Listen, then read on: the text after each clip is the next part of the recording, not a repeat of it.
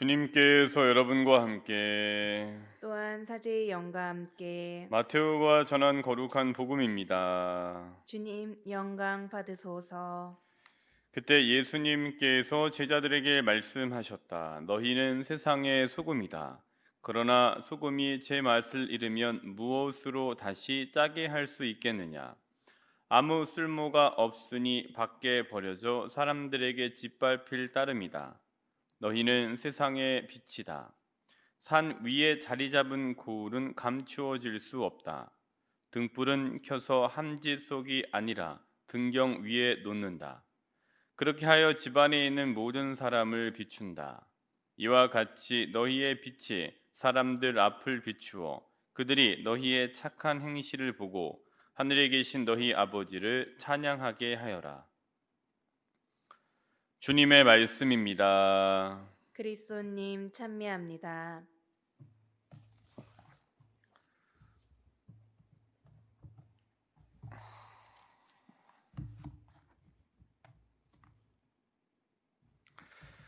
너희는 세상의 소금이다. 또 너희는 세상의 빛이다.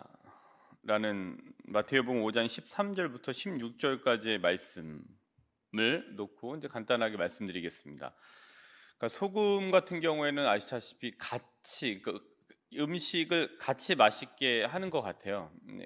그 소금 맛만 나는 게 아니라 소금이 섞이면서 같이 맛있게 하기 때문에 음식이 좀 더 음식의 음식 맛에 가치가 더 올라가게 만들어 주는 것 소금인 것 같습니다.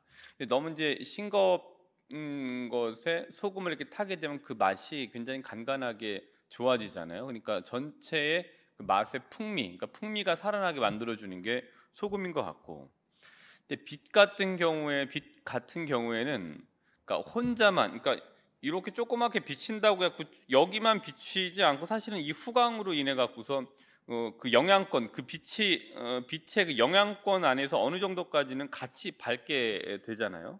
근데 이제 그것만 밝기보다는 어느 영양권을 가지고 영향력을 가지고 영양권 안에 있는 곳까지 이렇게 밝혀주는 게 이제 빛이죠. 그러니까 소금은 음식을 같이 맛있게 하고, 그다음 빛은 혼자만 밝히지 않고 주위를 이제 영양권에 있는 데를 이렇게 밝히게 되는 거죠. 이제 이 소금과 빛, 굉장히 어떤 걸 좀 더 그러니까 풍요롭게 하고 풍미 있게 만들어주고 하는 게 다채롭게 만들어주는 게 이제 소금의 맛인 것 같아요. 빛도 마찬가지인 거고. 그래서 이제 사람들이 이렇게 있다 보면은 어떤 사람이 들어오면 분위기가 확 죽어요. 근데 어떤 사람이 또 모임에 들어가면 분위기가 확 살아요. 어떤 사람은 모임에 가면 전원을 차단시켜요. 근데 어떤 사람은 들어가면 전원을 연결시키죠. 뭐 신앙생활을 이렇게 하시다 보면은 여러 뭐 레지오도 그렇고 공동체 활동도 그렇고 기타 등등의 모임에 가보시게 되면은 진짜 그 분위기를 확 살게 하는 전원 연결형 인간이 있는 반면에 분위기를 확 다운시켜 버리는 전원 차단형 인간이 있죠. 그러니까 소금형 인간, 그다음에 뭐 빛과 같은 인간이 있는 반면에 그렇지 않고 굉장히 거기 자체를 암울하게 만드는 사람들을 이제 만나시게 될 겁니다. 근데 이 예수님 오늘 제 1독서 엘리야 예언자의 모습을 보면은 전원 차단형 인간이 아니라 전원 연결형 인간의 모습, 그러니까 빛과 소금과 같은 모습을 보게 됩니다. 그러니까 소금은 그 영양권을 그 짠맛이 영향을 줄 수 있는 그 영향력 범위 내에서 맛을 자체로 맛있게 하고, 그다음에 빛은 그 빛이 이렇게 비칠 수 있는 영향권 내에 있는 그 스팟, 그 지점뿐만이 아니라 이제 그 주위까지 이렇게 해주게 되죠. 근데 오늘 제 1독서 열왕기 상권 17장 7절부터 6절까지의 말씀을 16절. 열왕기 상권 17장입니다. 이제 엘리야가 사렙타 과부에게 기적을 베풀다라는 부분인데요. 그러니까 어제는 이제 저희가 하느님과 엮인 엘리야를 보게 됐죠. 엮임으로 인해 생명을 이제 얻게 된다. 근데 오늘도 마찬가지로 하느님과 엮이면서 생명을 얻게 되는데, 하느님과 엮임으로 인해서 그 영향력이 엘리야뿐만이 아니라 사렙타 과부와 아들에게까지도 영향이 미쳐지는 그 영향력, 그 전원이 연결되는 걸 이렇게 보시게 될 겁니다. 그러니까 주님의 말씀이 엘리야에게 내렸다. 그래서 사렙타로 가라. 내가 그곳에 있는 한 과부에게 거기에 머무르고 그곳에 있는 한 과부에게 명령하여서 너에게 먹을 것을 주도록 해 놓았다. 이렇게 이미 이제 거기 하느님 말씀이 거기 가 있는 거잖아요. 하느님 계획 안에서. 그리고 나서 엘리야가 이 말씀을 듣고 사렙타로 가고 거기에서 마침 땔감을 죽고 입는 한 여인을 만나게 됩니다. 그래서 이제 그 여인을 불러서 마실 물 한 그릇만 좀 떠다 주세요. 근데 여인한테 또 그러면서 올 때 빵도 좀 한 조각 갖다 주세요라고 했죠. 근데 이렇게 얘기를 하죠. 주 어르신의 하느님께서 살아계시는 한 구운 빵이라고는 한 조각도 없습니다. 그래서 집에 밀가루가 조금 있고 남은 기름이 조금 있어서 그걸 해갖고 먹을 것을 만들어갖고 저희 아들이랑 그걸 먹고 그냥 죽으려고 합니다라는 내용을 해요. 그러자 이제 엘리야가 그 여인에게 말을 하죠. 두려워하지 말고 가서 당신 말대로 음식을 만드시고 먼저 드시지 말고 먼저 나를 위해서 그 빵과 이 빵 과자를 만들어서 나한테 먼저 달라. 그런 다음에 당신과 당신 아들을 위하여 음식을 만들어라. 그리고 나서 이제 이렇게 말씀을 하셨습니다. 하나님께서 이렇게 이제 말씀하셨다고 이제 얘기를 하죠. 이 주님이 땅에 비를 다시 내리는 날까지 밀가루 단지는 비지 않고 기름병은 마르지 않을 것이다. 그래서 이제 그 여인이 가서 엘리야의 말대로 했죠. 그래서 엘리야의 말대로 했기 때문에 과연 그 여자와 엘리야와 그 여자의 집안은 오랫동안 먹을 것이 있었다. 주님께서 엘리야를 통하여 하신 말씀대로 단지에는 밀가루가 떨어지지 않고 병에는 기름이 마르지 않았다. 그러니까 엘리야라고 하는 전원 연결형 인간, 하느님과 전원이 되게 잘 연결되어져 있는 엘리야라고 하는 예언자가 그 하느님 말씀을 듣고 사렙타에 있는 어떤 한 여인에게 갔고 거기에 봤더니 기근이 들은 거죠. 굉장히 심하게 가뭄도 들고 이제 먹을 것도 없고 이런 상황에서 죽을 상황이었는데 하느님과 전원이 잘 연결되어져 있던 엘리야가 와서 그 엘리야 영향권 아래 있게 되니 엘리야 영향권의 영향권이라고 하는 거는 결국은 하느님의 영향권이잖아요. 거기 안에 그 여인과 과부가 같이 들어오게 되죠. 그래서 이제 살게 됩니다. 그러니까 하느님께 전원이 잘 연결되어져 있는 엘리야, 그리고 그 전원이 잘 연결되어 있던 엘리야라고 하는 빛, 그리고 엘리야라고 하는 빛이 이렇게 할 수 있는 그 후광, 또 후광과 그 영향권 내, 그리고 그 영향권은 결국엔 하느님의 영향권이고 하느님의 영향권 안에 들어왔던 사렙타 여인과 아들, 죽으려고 작정했었습니다만 그 영향권 아래 들어옴으로 인해서 살게 되는 거죠. 그러니까 이거는 결국 이거예요.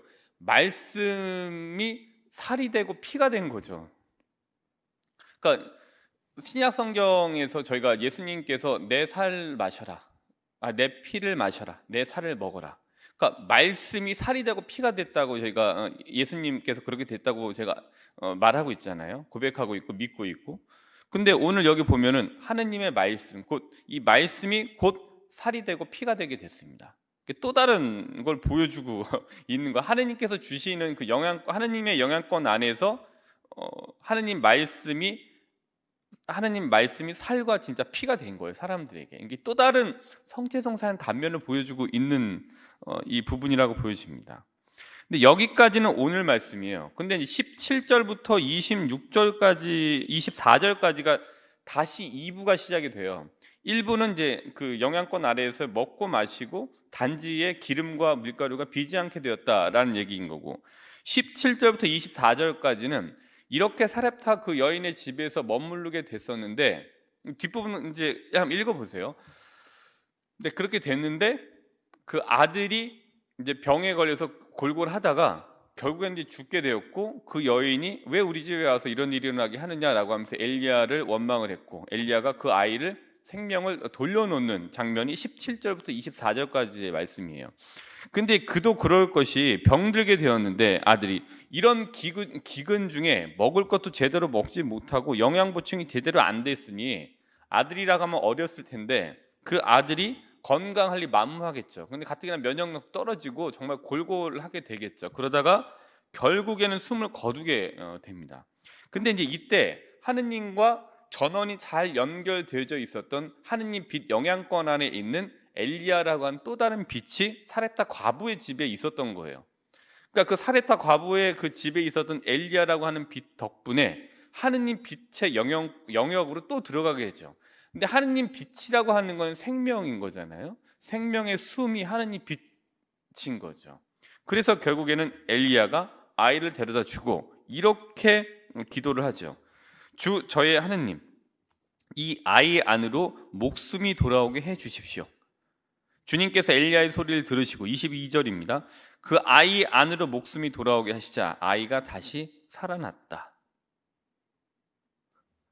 결국에는 하느님 빛 영향권 안에서 그 빛의 영향을 받게 되죠. 엘리야라고 하는 이제 하느님 빛을 받은 사람이 있었고 엘리야의 빛의 영향권 안에 있던 이제 죽었던 숨이 이제 떠나가게 됐던 아이, 그러나 다시 숨이 돌아옴으로 인해서 다시 이제 살게 됐죠. 근데 이렇게 될 수 있었던 거는 결국에는 이제 엘리야라고 하는 하느님 빛 영향권 안에 있었던 그 센 영향권 안에 있었던 엘리야라고 하는 빛이 있었기 때문에 된 거예요. 근데 그 엘리야의 빛은 자꾸 말씀드립니다만 결국 하느님의 빛이에요. 하느님께서 엘리야를 덮고 있었기 때문에 덮고 있었던 그 빛이 그들에게도 같이 이제 영향권 안에 있게 된 거죠. 그래서 왜 굉장히 영성적으로 뛰어난 분들의 영향권 안에 많은 분들이 안에 있을 수 있는 거는 그분의 영향력이 아니라 하느님의 영향권 안에 그분이 있기 때문에 더 크게 있기 때문에 많은 사람들이 그 영향권 안에 이렇게 있으면서 하느님의 빛을 받을 수 있게 되는 거죠. 그러니까 굉장히 이게 하느님과 전원이 연결되어져 있는, 그러니까 깨어 있는 분이냐, 그리고 그분이 얼마만큼의 하느님과의 깊은 전원을 연결하고 있느냐에 따라서 그 빛이 주는 영향권의 범위가 이제 커지게 되는 거죠. 소금은 음식을 같이 맛있게 해요. 적당한 소금은요. 그리고 빛은 혼자만 거기 스팟만 그 지점만 밝히는 게 아니라 그 빛의 영향권 안에 있는 데까지도 이제 밝혀줍니다. 집을 이제 지어 보시거나 또 건설을 해보시면은 분은 잘 아시겠습니다만 저도 이제 그분들에게 이야기를 들었는데 그 집을 짓거나 건축을 할 때 제일 중요한 게 뭐예요? 근데 다 다르겠습니다만은 근데 공통적으로 말씀하시는 게 전기하고 물이 수도가 제일 중요하다고 말씀하시더라고요. 그러니까 전기가 잘 들어와야 되고 전기가 안전하게 들어와야 되고 그 다음에 물이 잘 나오고 이제 배수가 잘 돼야 된다고 말씀하시더라고요. 그래서 뭐 25평을 짓는다. 그럼 25평형에 맞는 뭐 이 전기가 들어와야 되는 거잖아요. 그리고 거기에 사는 사람 수대로 물이 잘 나오고 그다음에 거기에 이제 배수가 잘 돼야 되는 거죠. 그 제가 이제 이거를 이런 이제 그러니까 그렇게 이제 전기와 이 물이 굉장히 중요한 거잖아요, 사람들에게.